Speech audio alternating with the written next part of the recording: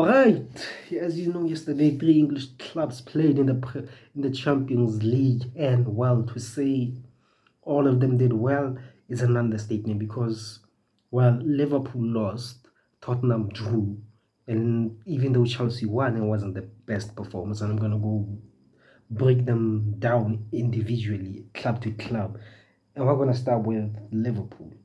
And to be honest, watching that game, it felt like watching Crystal Palace. It felt like I was watching Liverpool versus Crystal Palace in the weekend because it was the exact same thing. You know, Live Galatasaray take the lead. They become defensive. They're threatening on the counter attack, especially with the likes of Martins, Osimhen, those types of guys. The defense was absolutely stupendous, and what Liverpool tried going for it in the last stages of the game as they've done throughout the season, but well, Galatasaray were too much, and they ended up getting a 1-0 victory thanks to Victor Osimhen's goals in the 18th minute. And I felt like it has been coming. We said this.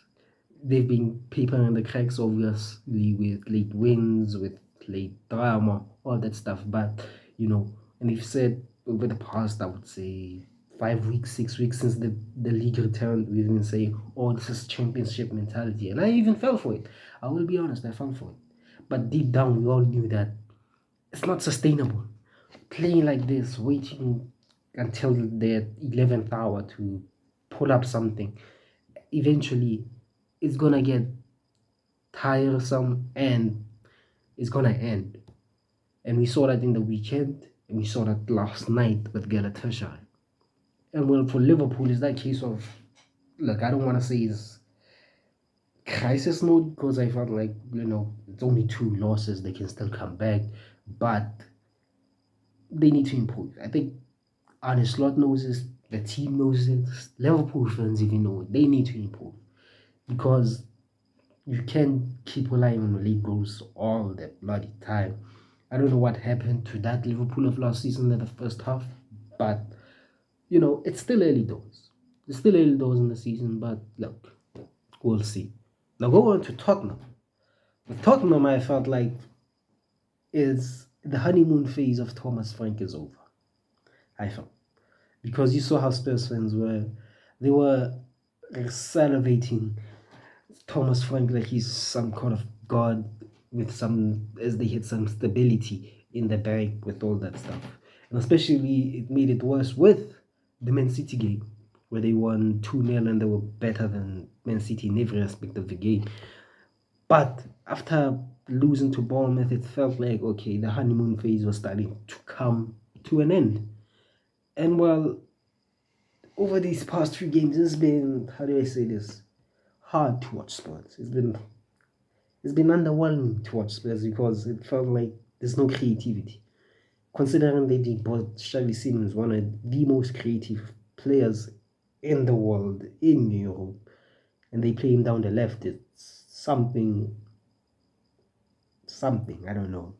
But, and then the game personified it last night. Both linked were absolutely hammering Spurs. Spurs were even lucky to get the draw, I would say, in my opinion, because Spurs were toothless. They were, I don't know, they were lackluster. It's like I was watching, what the hell, Spurs, what they were doing. I don't know what they were doing, but sure, after the Van der Ven goal, they started to grab a little bit of momentum. They started, making the changes with the likes of Kudus and obviously Xavi Simons coming on. They started to have a little bit of more flair, but they got the goal, even though it doesn't all goal it yet. But in my opinion, the Thomas Frank honeymoon is over, and now he's just starting to get to the real issues of this club. Because don't get me wrong, sure, win is a win, a draw is a draw, they didn't win, but I felt like this Thomas Frank honeymoon is over. And particularly because, well, I don't know, with Spurs we'll see, because you never know with Spurs. One moment they're good, another moment they're bad, you never know. They're an up and down kind of team. And we move on to the last game between the English clubs that happened, which was Chelsea. And with Chelsea, well, it was, well, I don't know. The performance was also underwhelming, even though they got the victory, but I felt like it was underwhelming at some point because Benfica started well until, well, that own goal from Richard Rios. Chelsea started to get a bit of momentum, and from that until the end of the first half, it was all Chelsea, and probably they should have gone into the half 2-0. I don't know, but you know. And then in that second half, it felt like they just fell off. It felt like even though they brought on Estevao and some creative players, it felt like they fell off, and Benfica were the more likely to get the goal. And it felt, well, Benfica were more likely to get the goal, and it didn't end up happening. And another red card ended up happening for Chelsea, which is the third red card in a row. 3 back-to-back games, and they get back-to-back red cards. It's like also they need to fix up on that discipline because I don't know. 3 red cards in 3 games. When was the last time that happened? But for Chelsea, like I said with Tottenham, the honeymoon phase is over. That Club World Cup win honeymoon phase is over. Because even though I would say 90% of the fans felt like, oh, let's challenge for the league.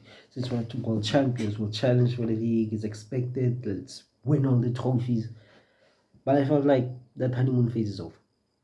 And now the reality is starting to sink in that, hold on. We might have actually gotten lucky. It was a one-time thing with PSG because I'm telling you, if they were to play PSG 9 more times in the very same match, they would have lost. They would have lost about 8 times. That's me being generous. And that honeymoon phase is over. And if they had lost, big pressure would have come on Enzo Maresca to say from Chelsea fans, is he the one? And I was watching the game with a Chelsea fan also. And he said, bruh, the honeymoon phase is over of that Club World Cup. And while now performances are no longer up to the standards we are expecting. And to say it was underwhelming, he said, bruh, as long as you got the win, it's good. But we can't keep continuing like this. And that's all. And I guess I had the same feelings considering I'm making this video. But that was my opinions on the 3 English clubs that played last night. And well, to say they were underwhelming is a bit of an overstatement. Don't forget to subscribe, and we'll see you next time on for another video.